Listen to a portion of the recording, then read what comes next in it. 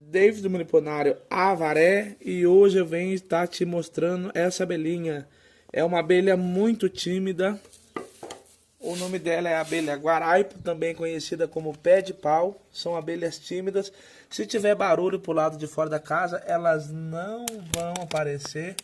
Dá uma olhada nessa abelha guaraipo, pessoal. Olha que abelha linda, linda, linda. Comente aí embaixo, você já conhecia essa abelha? São abelhas muito tímidas, pessoal, e é difícil de achar na natureza, porque elas camuflam muito bem a sua entrada, pessoal. Curte e compartilha o vídeo. Meliponário Avaré, abelha guaraipo.